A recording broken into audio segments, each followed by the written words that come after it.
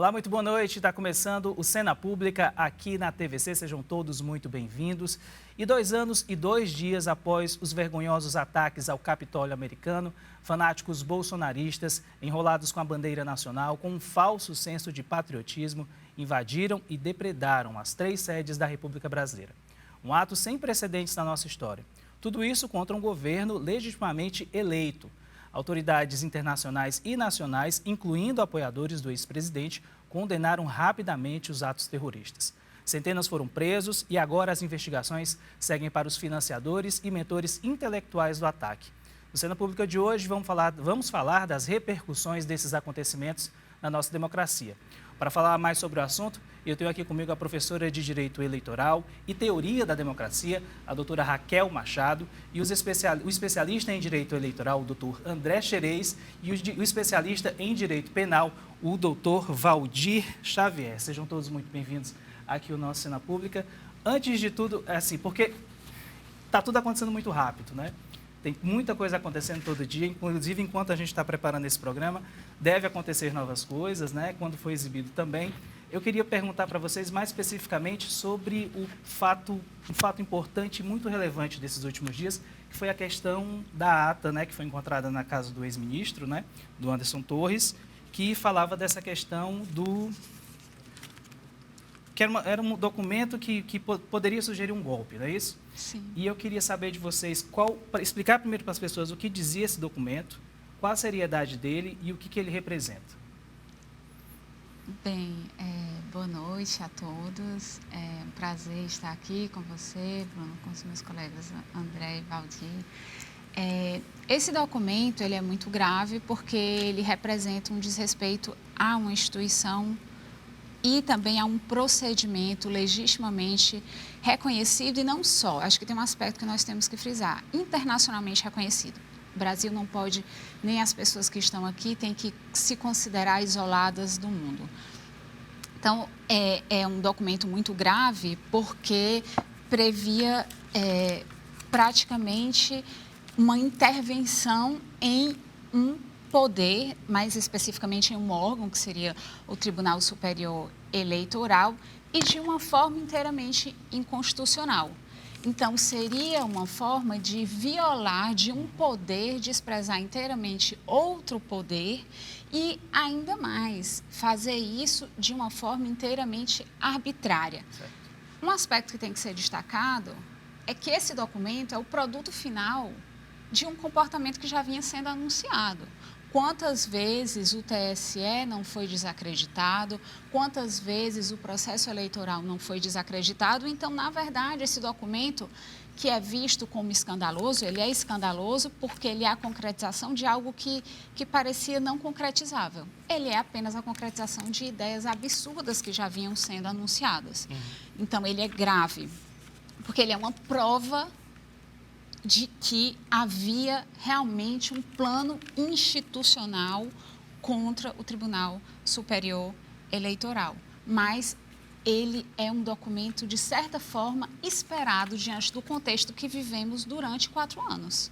Tanto que existe uma ação eleitoral que leva em consideração a reunião que o ex-presidente Jair Bolsonaro teve com embaixadores, em que ele pretendeu desacreditar o processo eleitoral e foi pedida a juntada, né, desse documento que foi encontrado a esse processo, porque é uma demonstração de que aquele pronunciamento dele era uma arquitetura de uma ação contra o Estado Democrático de Direito.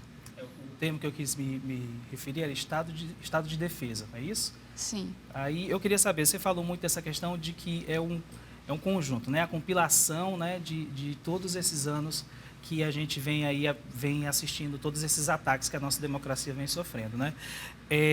Ela foi duramente, né, atacada nesses últimos anos com um propósito do que eles entendem de liberdade, não é isso? Mas eu queria que você explicasse um pouco para as pessoas em casa que o conceito de democracia é muito mais do que só garantir o voto para as pessoas, não é isso? Claro, esse é um aspecto importantíssimo da democracia que é esquecido, porque a democracia é o governo do povo, pelo povo, para o povo, mas o povo tem que se manifestar dentro de certos limites, porque a democracia é um governo estável. A democracia não é um regime político que viabiliza a desordem, porque não teria sentido nós termos um regime político que, por natureza, traz um caos social. Então, é necessário que a manifestação popular ocorra dentro de certos limites. E um dos limites é o processo eleitoral, para começar. Além de nós termos a manifestação do povo dentro de um processo eleitoral regular, nós temos que ter respeito às instituições. Não existe democracia com um só governante dizendo o que é o certo, porque a democracia, como eu disse, é um regime estável. Então, desde o início, desde quando Aristóteles fez críticas à democracia, desde quando na Grécia antiga a democracia foi pensada, ela foi pensada considerando a existência de, ainda que de uma forma muito, muito rudimentar, considerando a existência de poderes.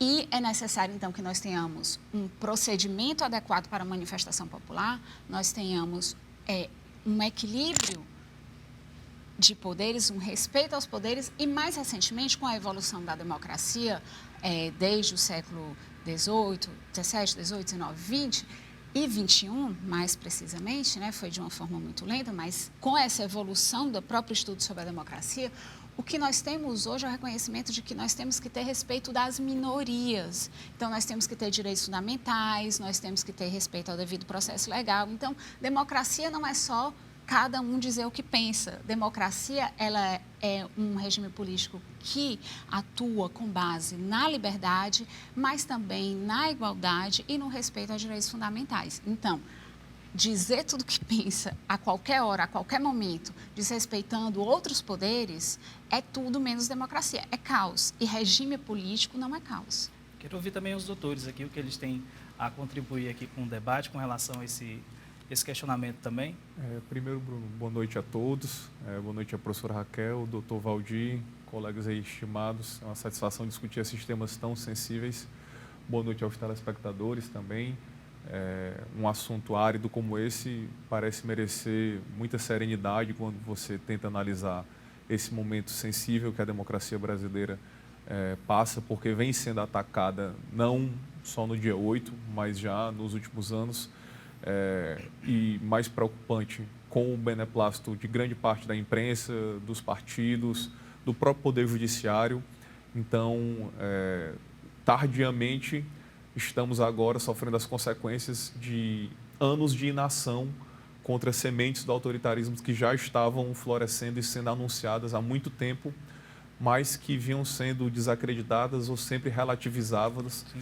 Por discursos que, ora, os protegiam com base nessa suposta liberdade de expressão, ora, por uma deformada compreensão de um governo da maioria, como se discutiu aqui agora há pouco com a professora Raquel, em que se cogitava que a soberania popular significava impor, de uma maneira inclusive autoritária, a vontade de uma suposta maioria, né? Acho que por causa dessa deformação de compreensão da democracia é que se encontrou vários carros circulando com adesivo Supremo é o povo, sim, sugerindo um suposto antagonismo entre população e instituições, mas que na realidade só confirma a necessidade de olhar para esse fenômeno e tentar agora, ainda que tardiamente, chamar o feito à ordem, colocando as coisas no devido lugar, né? A democracia, ela é sim pautada por esse princípio majoritário, em que a maioria das pessoas decide os rumos da população, mas esse governo da maioria, ele tem limites. E os limites, a professora Raquel já sinalizou aqui, que são os direitos fundamentais, que não podem ser suprimidos ou violados nem pela vontade da maioria. E isso realmente evoca dilemas históricos e seculares, desde a época da Grécia, por exemplo, em que, curiosamente, nós conhecemos a democracia pelos seus críticos, né? Como Aristóteles, Platão. É bom lembrar que todos eles eram críticos à democracia. E lá já se investigava paradoxos, por exemplo, que a democracia evocava, como se a maioria da população decidir democraticamente investir um tirano no poder. Qual a solução para a democracia isso? Se um conjunto daquela população decidir por maioria, derrubar suas próprias instituições. Né? Isso cabe ou não cabe dentro da democracia? Que é um desdobramento, né, que hoje resultou nesses atentados aos poderes constitucionais. E, evidentemente, né, uma série de cientistas políticos e filósofos construíram limites a essa deliberação da maioria que não pode, né, nem por esse consenso, digamos assim, destruir a própria democracia. E cabe agora às instituições ter a noção exata disso para punir, como vem agora começando a acontecer, através da nossa legalidade vigente, todos esses atos que procuram derrubar a nossa democracia. Né? A liberdade não contempla a liberdade de se autodestruir. Né? Esse paradoxo tem que ser resolvido dessa maneira. Doutor Valdir, quero ouvir o senhor também. Bom, boa noite a todos, a você, Bruno, aos telespectadores. Cumprimentar aqui os meus colegas de bancada aqui, né, de debate, professor André Xerez, professora Raquel Machado. É uma honra e um prazer discutir assuntos que realmente são sensíveis, como disse o professor André, e que abalaram a todos nós, principalmente nós que vivemos do ofício jurídico, né? Sob o viés constitucional, eleitoral, sob o viés do Estado, muito bem explanado aqui pelo André e pela Raquel, todos nós ficamos atônitos, né? E, obviamente, esses atos atentatórios ao Estado Democrático de Direito, que é o perfil eleito pela nossa Constituição Federal. O Brasil definiu o Estado Democrático de Direito como a vocação primária constitucional. E esses atos abalaram a todos, foi um turbilhão aquele domingo, dia 8, lamentável, as cenas são grotescas, né? Bizarras, né? E a imprensa tem divulgado outras ainda mais tenebrosas aí de dentro lá dos poderes, né? Porque foi uma ação orquestrada que atingiu as sedes dos 3 poderes da República, né? Então, daí a gravidade, né, de tudo, e se aferiu ao longo dessa investigação.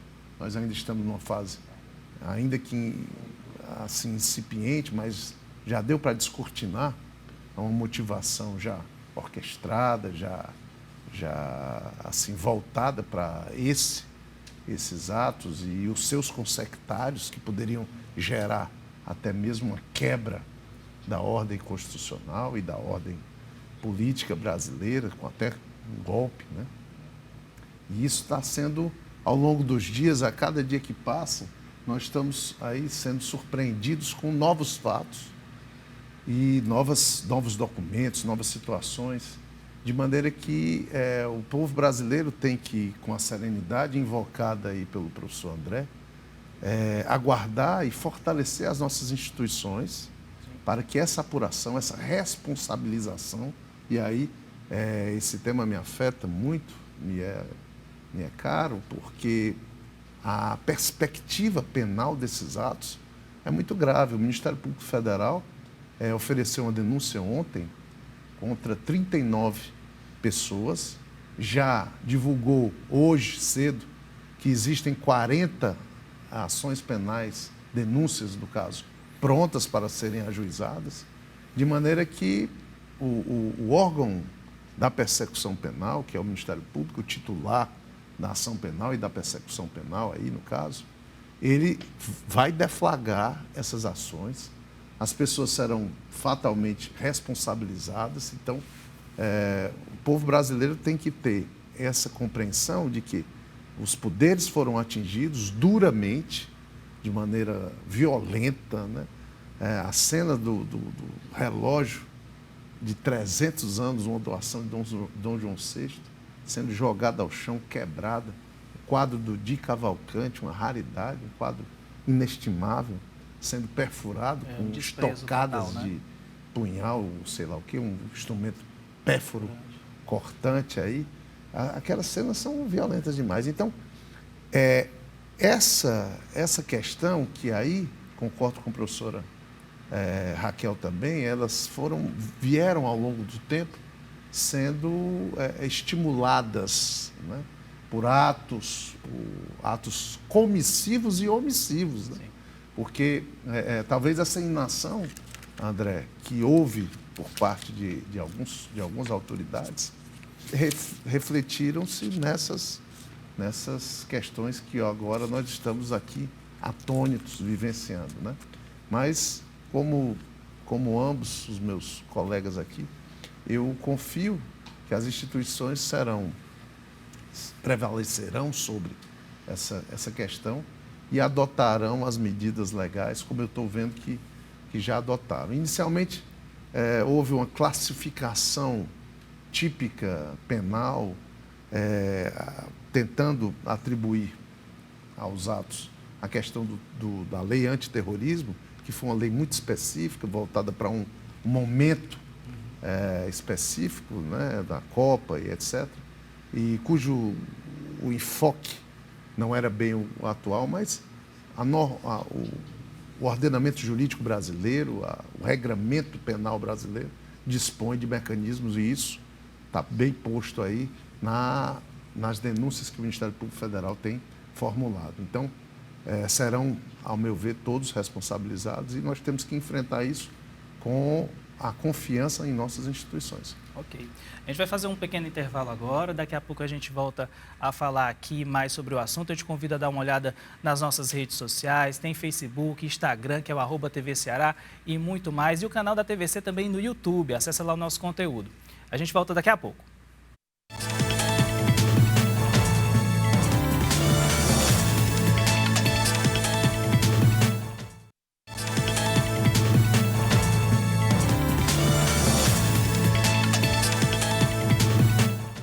Estamos de volta com o Cena Pública. O tema do programa de hoje é o ataque terrorista às sedes dos 3 poderes em Brasília e as repercussões disso na democracia brasileira.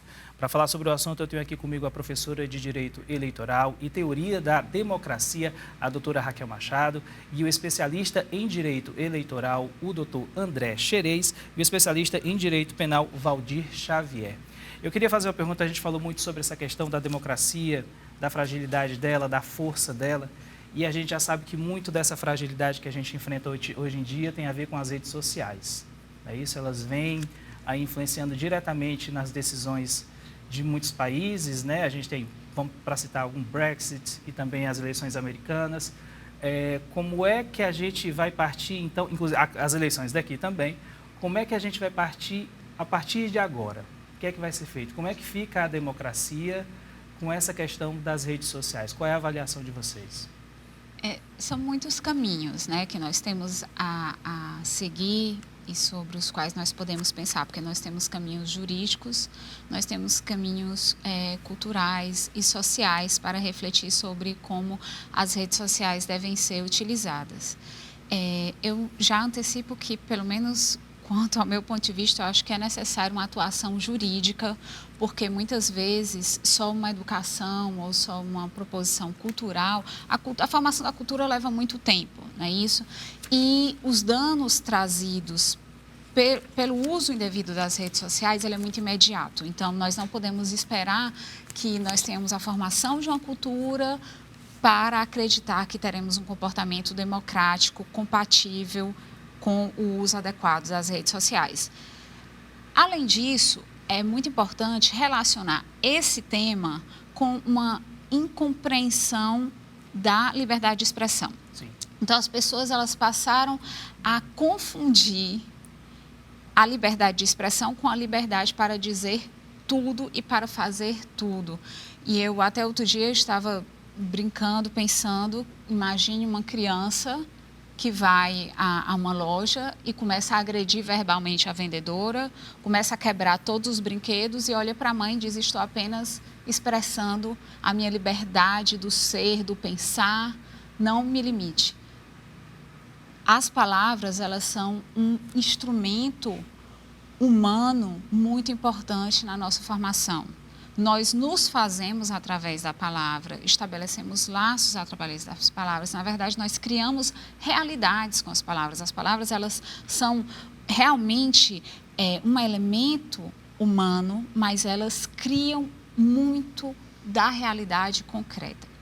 Então, se da mesma forma que eu tenho liberdade de ir e vir, eu tenho liberdade de me comportar, eu não posso pegar uma arma e atirar numa pessoa dizendo que eu tenho liberdade de ação, eu também não posso usar a palavra que é uma arma, que pode ser uma arma, e dizer eu posso falar o que eu quero, posso usar esse instrumento da maneira que eu quiser.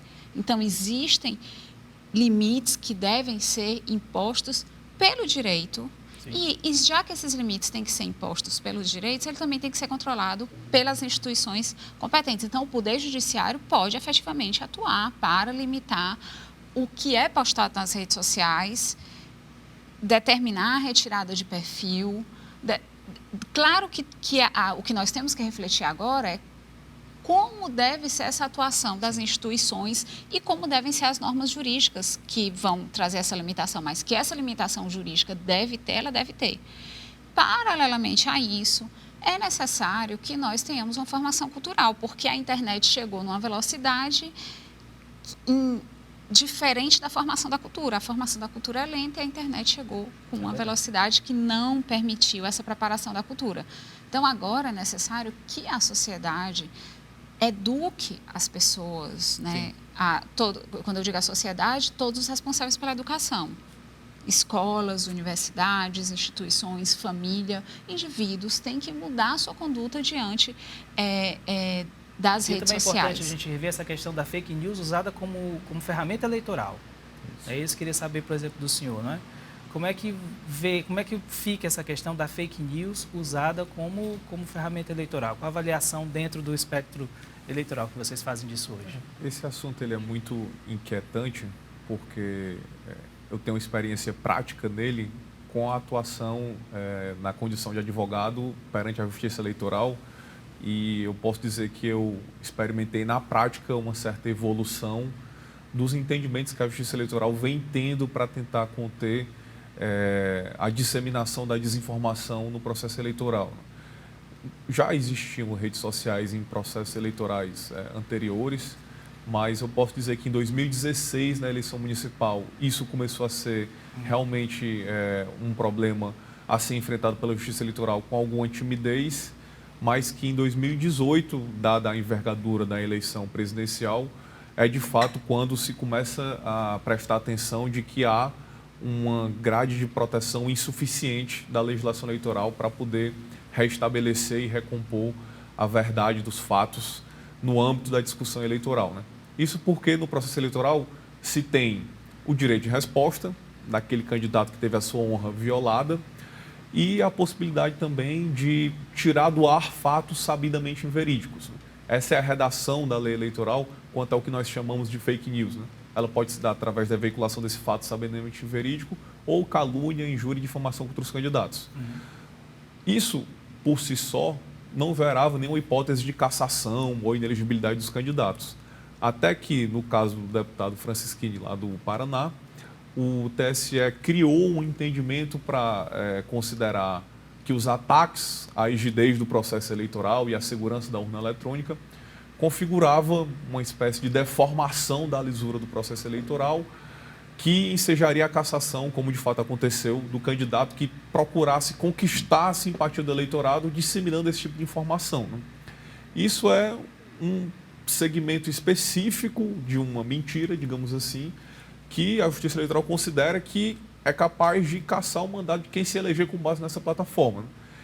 Eu, inclusive, tentei dar a minha contribuição e tive a honra de ter a professora Raquel na minha banca de doutorado, propondo uma releitura da legislação eleitoral para que os ataques às minorias e a disseminação da intolerância política e social como um todo no processo eleitoral também fosse objeto de possíveis ações que resultassem na inelegibilidade e cassação dos candidatos. Porque a fake news ela não acontece só em relação ao sistema eleitoral de votação. Ela pode acontecer sobre vários aspectos, né? Imputando kit gay, fechamento de igrejas ou criação de banheiros unissex, enfim, né? Todo esse tipo de discurso, por trás dele está uma tentativa de conquistar o voto dos eleitores através do reforço de preconceitos e estereótipos contra minorias. Exato. Então, na minha ótica, né, a fake news dirigida a isso, ela contamina a legitimidade da eleição. E o candidato, né, por invocar uma tentativa de legitimar a atuação na esfera pública com base nessa ideologia, que é inconstitucional, não pode ter o direito de representar a população no Estado, no Poder Legislativo como um todo. Claro que estamos começando a enfrentar esse problema, como eu disse, a partir de 2018, e a Justiça Eleitoral ainda está encontrando caminhos. Nessa eleição presidencial de 2022, foi editada uma resolução pela presidência do TSE, até certo ponto heterodoxa, digamos assim, que permitia à presidência do tribunal estender os efeitos de decisões de fake news para casos concretos por simples requerimento e decisão da presidência. Isso numa tentativa de acelerar e conseguir combater com a velocidade necessária a disseminação dessas informações, dando prazo de horas, né? 1, 2, 3 horas para que as plataformas tirassem do ar, sob pena de multa de centenas de milhares de reais em caso de descumprimento.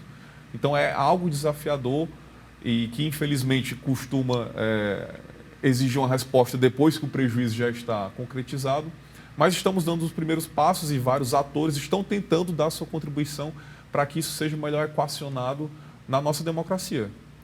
Doutor Valdir, do ponto de vista penal, como esse é que... tema, do ponto de vista penal, é um tema muito interessante. Eu começo pelo embrião, né? Eu costumo dizer que a pessoa que é mal educada pessoalmente, no ambiente concreto, né, real, no ambiente virtual, isso se manifesta com a mesma intensidade que nas relações pessoais. Ou às vezes muito mais, né? Ou às vezes até mais, porque você está atrás de um biombo, né, virtual, né, fica mais fácil, a pessoa fica mais corajosa, enfim, para quem tem uma desvirtuação, digamos assim, na conduta. E então, o sujeito que é mal educado no dia a dia, ele vai se manifestar dessa forma no ambiente virtual também. Da mesma forma que o sujeito que é inclinado ao cometimento de delitos, ele se amolda às questões cibernéticas, às questões virtuais, para desenvolver também, para praticar também atos de índole penal, criminal. Então, por isso é que como disse a professora Raquel, essa questão da perspectiva legal sobre a utilização das redes sociais é tão presente no momento, né? O Brasil tem evoluído também na legislação, não só na legislação eleitoral, que realmente ganhou até um salto maior, como disse o professor André, mas também em outras perspectivas, né? Nós tivemos, por exemplo, né, a Lei Carolina Dickmann, que é assim chamada porque foi um vazamento de equipamento. Essa atriz que é famosa, né, submeteu o seu equipamento a um concerto e a pessoa extraiu os dados, né, lá dela, fotos íntimas, enfim. E isso causou, obviamente, um prejuízo imenso à imagem, à honra, enfim. É um ato violador e configurador de uma conduta penal, né, punível.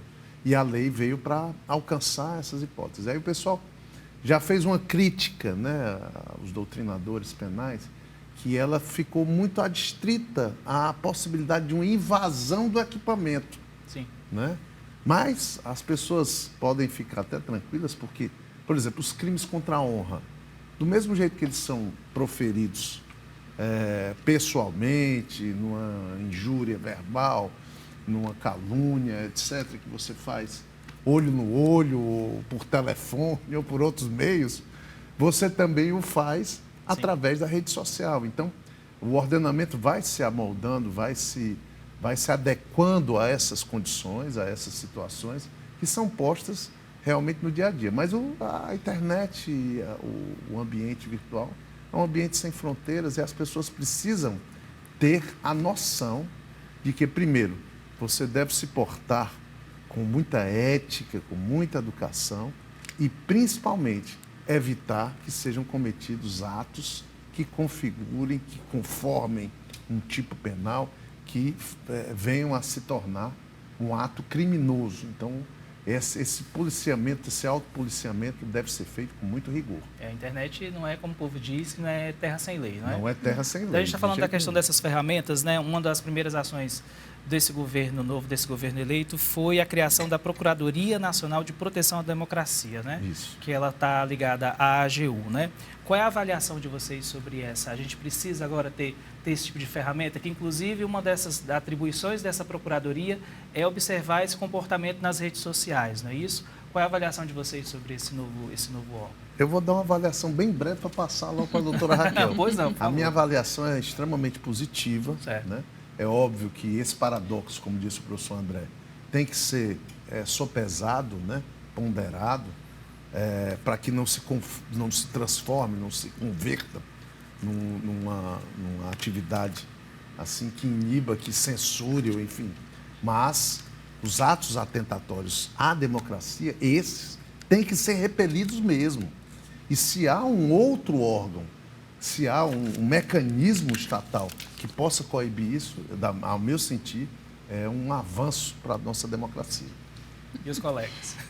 Eu também considero muito positivo. Por coincidência, poucos dias antes eu tinha conversado com o professor Martônio, que é professor de todos nós, é um professor muito conhecido, né? Professor de Direito Constitucional. Sim.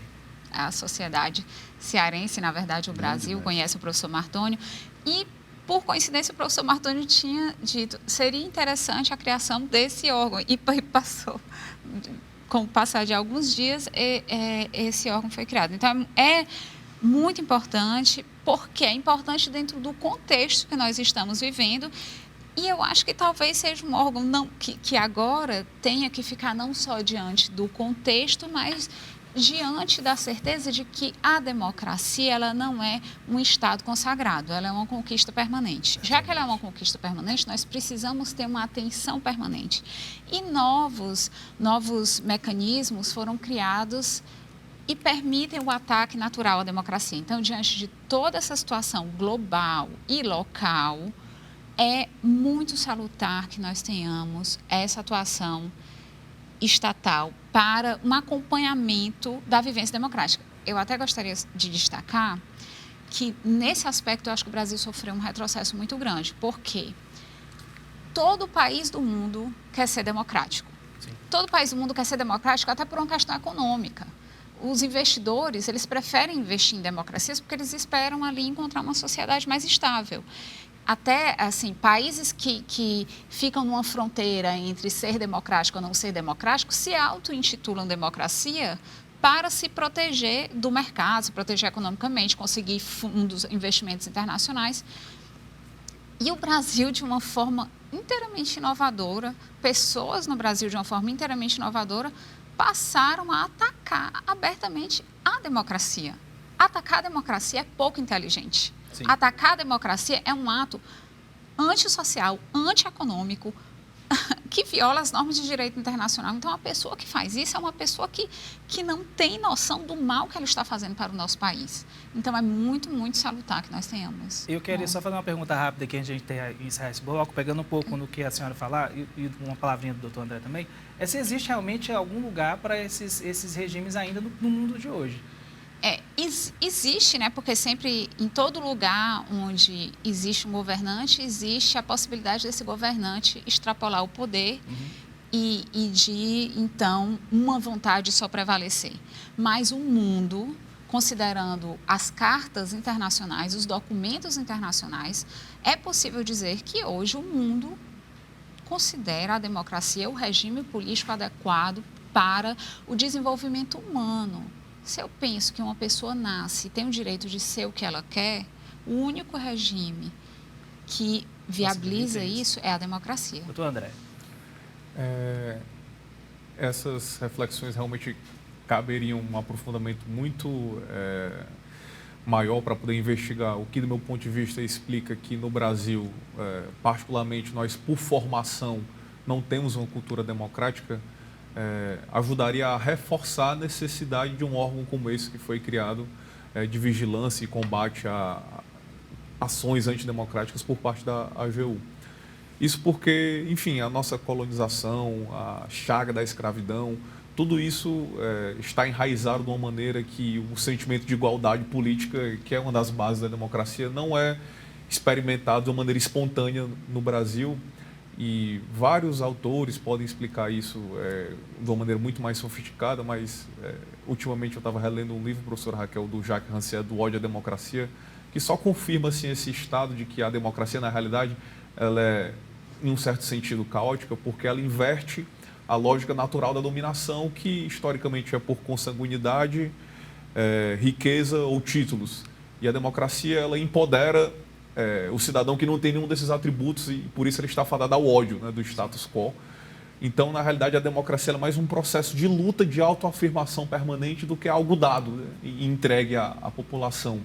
Então, essa luta ela é tão permanente que, no momento em que ela foi negligenciada, né, nos deparamos com esse movimento que estava adormecido e que veio à tona só para colocar diante dos olhos de todo mundo, né, quais são as consequências práticas da falta de vigilância da democracia, que agora, né, felizmente, parece estar ganhando a atenção que ela merece para coibir esse tipo de movimento.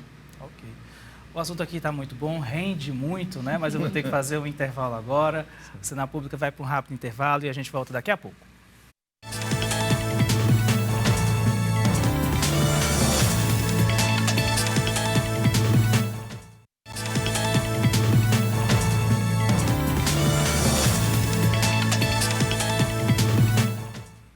Começou o terceiro e último bloco aqui do Cena Pública. Aproveito para te convidar a acompanhar nossas transmissões nas redes sociais. Tem o Facebook, o Instagram, @TV Ceará e o canal da TVC no YouTube. Para falar sobre o assunto de hoje, eu tenho aqui comigo a professora de Direito Eleitoral e Teoria da Democracia, a doutora Raquel Machado, o especialista em Direito Eleitoral, André Xerez, e o especialista em Direito Penal, Valdir Xavier. Eu vi uma pesquisa do Datafolha dizendo que as pessoas, 90% da população, ela ficou indignada, né? Ela não desaprovou a questão dos ataques, né? Vamos voltar agora para falar um pouco dos ataques a Brasília, né? Já deu para entender que a população brasileira, ela viu ali mais do que uma depredação física, mais que uma depredação do que representa a nossa República e as nossas instituições? Vocês avaliam dessa forma? Eu acho que é um cenário muito paradoxal.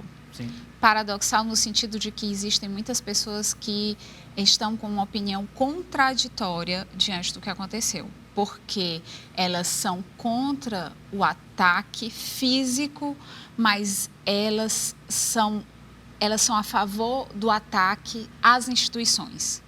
Então, é preciso que essas pessoas que estão diante desse pensamento, elas parem para refletir sobre a importância das instituições. Porque aquele ataque físico não foi só um ataque físico, foi um ataque simbólico, duro, profundo, sério às nossas instituições. Então, é necessário que as pessoas reflitam sobre em que está a dor delas. Para que, finalmente, talvez a gente consiga resgatar algumas pessoas que estavam com um pensamento totalmente distorcido sobre a democracia. Então, é necessário colocar o cidadão no divã cívico para que ele enfrente esse sentimento dúbio. Será que eu posso entrar no Supremo Tribunal Federal e destruir o Supremo Tribunal Federal? Será que o Supremo Tribunal Federal é descartável? Será que eu posso ter uma sociedade sem poder judiciário? Qualquer lugar do mundo sem poder judiciário é um lugar sem democracia, porque democracia não é só, como nós conversamos ao início, uma vontade do povo confusa, caótica, fluida, ela é uma vontade sólida e organizada. Então, é necessário, esses 90%, eu acho que tem uns 60% que compreende bem o que aconteceu e que é a favor da democracia, mas tem uns 30% que, ou mais, até um pouquinho, né, que está, né, nessa situação dúbia. Então, é o momento de pensar qual é a importância do Supremo Tribunal Federal, qual é a importância da Câmara dos Deputados, qual é a importância do Senado e qual é a importância do Poder Executivo e de eles existirem harmonicamente e com respeito. Então, acho que essa é a reflexão. Eu acho que precisa ser dito que isso não é uma ação isolada de um grupo de pessoas que episodicamente decidiu atacar o Supremo e o Congresso e o Poder Executivo, enfim, né, os nossos poderes da República. Isso vem sendo construído há muitos anos e o que precisa ser dito é que em conformidade com uma plataforma política, cujas bases envolviam o questionamento do processo eleitoral, envolviam ataques ao Supremo Tribunal Federal e as instituições da República como inimigas do Poder Executivo, né? Eu estou falando, enfim, de algumas bases, né, do discurso do ex-presidente da República e do bolsonarismo que, através de seus apoiadores mais radicais, principalmente, já alimentavam esse tipo de concepção nas pessoas que o estopim foi apenas o dia 8 de janeiro. Agora, quando isso vira um momento apoteótico, digamos assim, de crise, é muito mais óbvio para as pessoas condenar esse momento da crise, né? Mas ela não pode ser dissociada dos acontecimentos estruturais que levaram a ela, né? Que fomentaram, eu falo isso porque, no meio desse caminho que demorou anos até resultar o atentado de 8 de janeiro, muitas pessoas criticavam e denunciavam os limites do que seria essa liberdade de expressão, da incitação de agentes públicos e por parte da população dos discursos violentos contra essas instituições, né? Eu estou falando de recorrentes episódios em que se via pessoas filmando, hostilizando autoridades, fazendo ameaças a ministros do Supremo, e para muitas pessoas isso estava num certo âmbito de proteção que não as chocava como o apedrejamento, ou a explosão de um prédio, né? Mas não tem como dissociar esses dois fenômenos. Na realidade, as bases do ataque, né, no mundo material, fenomenológico, que foi o atentado do 8 de janeiro, ele estava enraizado em todo esse movimento anterior que já engatinhava em direção àquilo. Então, como a professora Raquel também já ajudou aqui a esclarecer, as pessoas que agora condenam o ataque, provavelmente há dentro delas uma parcela considerável dessas pessoas que estavam aplaudindo ou não viam nenhuma ressalva a hostilizações que não tinham natureza de violência empírica, né? A violência moral ou outro tipo de hostilidade, para elas estava normal. Inclusive apoiadores do ex-presidente. Principalmente eles. Que repudiaram os atos, mas também ou participaram ou ajudaram de alguma forma com esse lixamento das instituições, não é isso? E é por isso que a investigação vai ser muito importante, o professor Valdir pode explicar melhor, porque eu vi que ela vai ser dividida em 4 diretrizes. Os executores materiais, que são os que estão chamando de vândalos, que agrediram empiricamente lá os prédios em Brasília. Os financiadores, as autoridades públicas que foram omissas. Sim. E os instigadores, que inclusive é a tipificação pela qual se incluiu o ex-presidente Jair Bolsonaro nesse inquérito, pela condição de instigador e ter praticado possível delito de incitação a esses ataques. Eu queria pegar uma palavra rapidinho aqui do senhor e eu tenho mais uma pergunta.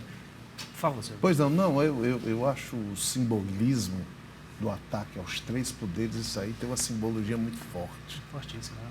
E que nos leva a crer que realmente não foi uma coisa episódica, como disse o André, uma coisa orquestrada, né? Planejada. O próprio presidente adiantou em uma das lives dele, né? Pois é. Que se não tivesse então, voto impresso, isso iria acontecer, né? Nós estávamos, infelizmente, nós que eu digo, o povo, né? A difusão, estava tolerando aquelas hostilizações a autoridades, até fora do Brasil, como era mais comum, né? De maneira áspera, grosseira, inclusive assintosa mesmo, o cometimento de delitos, bem verdade, fora da territorialidade alcançável aqui, mas se via isso e se tolerava, isso se era difundido em grupos de WhatsApp, alguns aplaudindo essa conduta, e é parte desse fomento odioso aí de conduta, como disse o André. E, na realidade, o enfoque é esse. Os vértices da acusação repousam nesses 4 pilares aí. As pessoas que efetivamente participaram lá daqueles atos, quebraram, danificaram, depredaram, enfim, praticaram aqueles atos de vandalismo que nós, infelizmente, presenciamos, né? As pessoas que fomentam, que financiam, que patrocinam esses atos criminosos de violência, né? As autoridades realmente que tinham o dever de vigilância, de proteção do patrimônio e não fizeram, né? E aí a investigação é que vai perquirir a conduta e a cada responsabilidade de um ou de outro, né? E, por último, essas pessoas que incitam, né? E estimulam isso, né? Propagam, né? Por isso é que existe, a sua pergunta anterior é bem umbilicalmente ligada a essa questão, porque talvez o arsenal que mais estimulava esse tipo de conduta era justamente o arsenal virtual, né? Das fake news, das incitações, né? Eu vi, inclusive, na imprensa, isso foi difundido, pessoas que, através de códigos, diziam, olha, no domingo vai ter uma festa na Selma. Isso, festa na Selma. Né? Selma. E você ficava sem entender, a pessoa que não compreende esse universo e não entende um dialeto, vou chamar assim de dialeto próprio dessas pessoas que estavam arquitetando essa situação, vê que não era uma coisa assim esporádica ou extremamente casual, né? É uma coisa que foi voltada para aquela finalidade, né? O atingimento daquela situação caótica que nós, infelizmente, lamentavelmente, presenciamos, né? Vocês estão falando agora das investigações, mas eu quero ir um pouquinho mais à frente, eu estou com um pouquinho de tempo, eu quero ouvir os três, mas eu quero ouvir brevemente também. Alguns especialistas, colegas de vocês, falam que um dos principais erros da história brasileira foi a questão da anistia aos crimes cometidos na ditadura, né? E que agora também o clamor popular é de que os crimes que foram cometidos nesse domingo terrível também não têm a anistia. Como é que vocês avaliam? Tem que criar, muitos também avaliam que deve criar comissões para poder avaliar, comissões muito parecidas com a Comissão da Verdade, né, no governo Dilma. Como é que vocês avaliam depois das investigações? O que o Brasil tem que fazer, além de rever, né, novas leis, rever leis como a lei antiterrorismo e etc. e tal? Como é que vocês avaliam que o Brasil tem que se comportar diante de acontecimentos como esse daqui para frente? Bom, Eu gostaria de responder, porque essa é uma pergunta relevantíssima para a compreensão de um outro termo que tem muita relação com a democracia, que é a República. A República está diretamente relacionada com a responsabilidade de quem atua no cenário público. E responsabilidade está relacionada a responder pelos danos causados pelas ações praticadas. Nós nunca teremos uma república no Brasil se as pessoas forem perdoadas pelos erros que praticam. É necessário, o erro e a condenação do erro tem uma finalidade pedagógica. Então, se nós, diante de um momento grave como esse, mais uma vez, dizemos não tem problema, nós estamos perdendo a chance da pedagogia, da responsabilização. Não é possível perdoar. É claro que é muito importante também não ter uma condenação eterna, é necessário não ter uma condenação exagerada. Nós precisamos de uma condenação justa, mas nós precisamos ter o devido processo legal, sim. Devido processo legal, mas é necessário responder. É necessário até porque, etimologicamente, república vem de res, pública, né, de coisa, porque é tudo nosso, mas no sentido abstrato mesmo e mais amplo que o termo comporta, né? Da coisa, da república, do Estado, que é todo voltado para o povo, né? Até para homenagear o professor Martoni, que a professora Raquel citou antes, ele gosta sempre de fazer uma referência a uma citação do Shakespeare, de que o perdão encoraja o pecador. E recentemente, ainda no final do ano passado, eu li um artigo na Folha do professor Rubner, lá da USP, denunciando que esses falsos acordos de anistia da conciliação brasileira, eles só camuflam o dano da vítima e a opressão do agressor. E que isso, quando muito, vai postergar aquele conflito adormecido se essa ferida não for cicatrizada por meio de um devido processo legal. Então, agora, mais uma vez, o Brasil tem a chance na sua história de aprender com o passado e conseguir deixar essa ferida que foi aberta no dia 8 de janeiro cicatrizar realmente com todas as premissas democráticas e garantistas de um devido processo penal, responsabilizar aqueles que atacaram não só a estrutura física do prédio, mas o pilar, né, da própria democracia que representa a existência de poderes constitucionais livres e independentes. O ordenamento jurídico nos garante que as instituições possam impor essa responsabilização penal da forma como todos nós aqui assentimos aqui. E o Cena Pública vai ficando por aqui. Eu quero agradecer as presenças aqui comigo, a professora de Direito Eleitoral e Teoria da Democracia, a doutora Raquel Machado, o especialista em Direito Eleitoral André Xerez e o especialista em Direito Penal Valdir Xavier. Quem quiser rever o programa pode acessar o canal da TVC no YouTube e também conferir o horário alternativo, que é no domingo aqui no Canal 5, às 4 da tarde. Obrigado pela companhia e até a próxima semana. E democracia sempre.